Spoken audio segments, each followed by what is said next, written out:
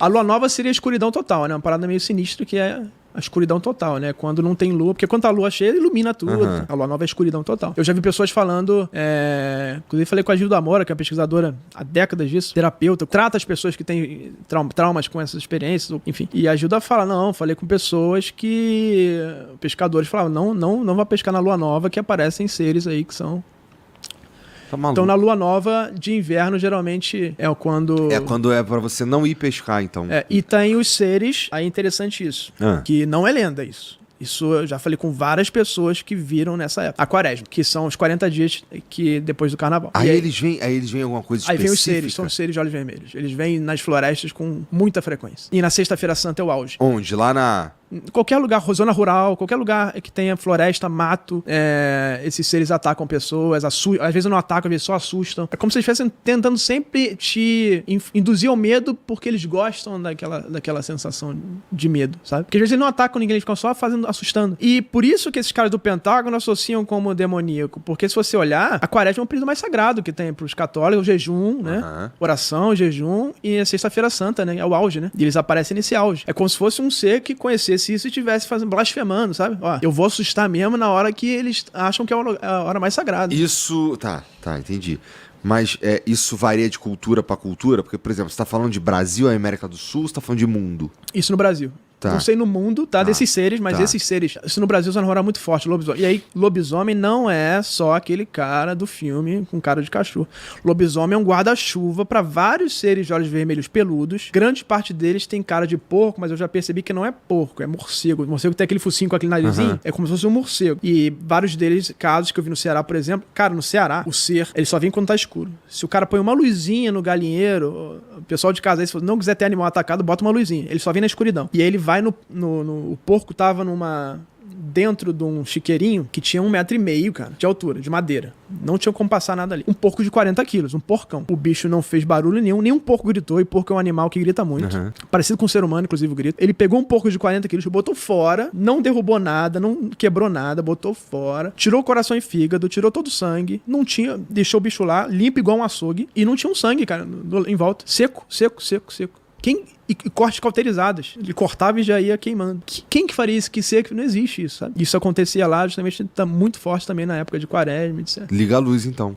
Liga a luz e oração. E talvez, e na oração prato, o pessoal orava muito, né? Se reuniam nas casas pra fazer corrente de oração, né? Nunca pesquisei isso, nunca vi ninguém falar, mas talvez eles começaram a perceber que a oração afastava, né? Tem casos no Nordeste, cara, e o ser desce, o senhor começa a rezar e o ser foge. O ser vai embora. Então você vê que esses casos do Pentágono, ok, eles estão exagerando? Então, com certeza, porque são católicos mais fervorosos, não são nem católicos, são protestantes lá, mais fervorosos, das antigas, raiz mesmo, né? E claro, eles jogam muito pro lado deles, né, da religião. Mas não é à toa também. Às vezes pode ser talvez apenas não necessariamente, vamos lá, às vezes a intenção de fazer aquilo ir embora, assim como a intenção de fazer com que se aproxime, a intenção de fazer com que desapareça, pode ser que faça desaparecer. É por isso que eu acho que não depende de religião. Só que aquela pessoa, como é religiosa, acredita tanto naquelas palavras que são sagradas, que funciona. Dá certo.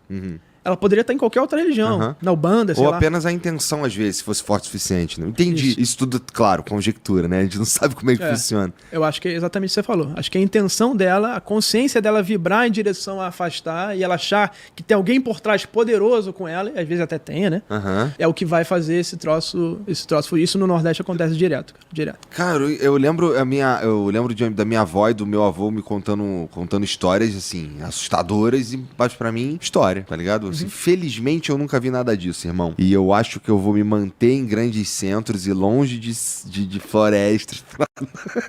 Eu tenho um plano, esse plano... Isso é muito arriscado, porque...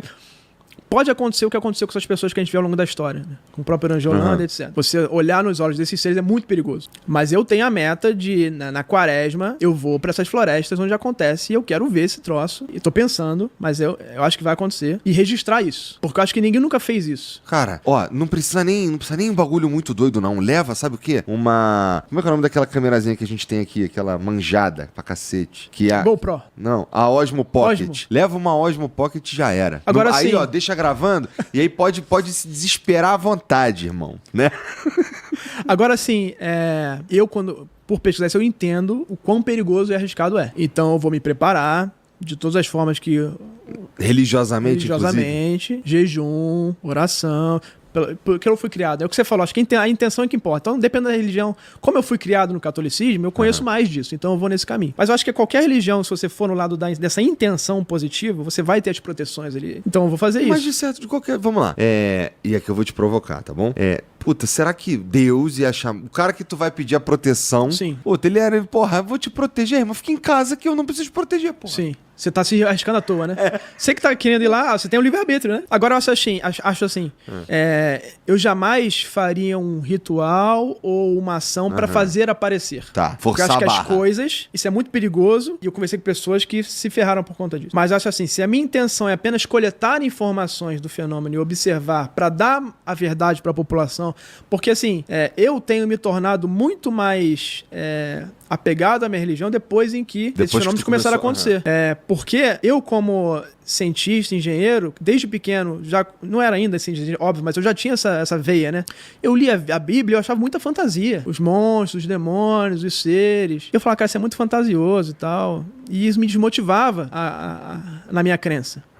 Porém, quando você vai pesquisando esse assunto, cara, tudo que eu tô vendo tá na Bíblia, as coisas estão previstas lá, por mais absurdas que sejam, tá? Então isso me faz ter uma fé, fortalecer a fé que eu não tinha. E por quão perigoso eu sei que é esse assunto, eu tenho visto onde ele pode chegar, eu vou me fortalecer nisso com esse intuito de coleta de informação e observação, porque eu acho que se eu pego isso e consigo mostrar pra população o que tá acontecendo, as pessoas também vão começar a procurar mais a sua fé, isso vai ser positivo.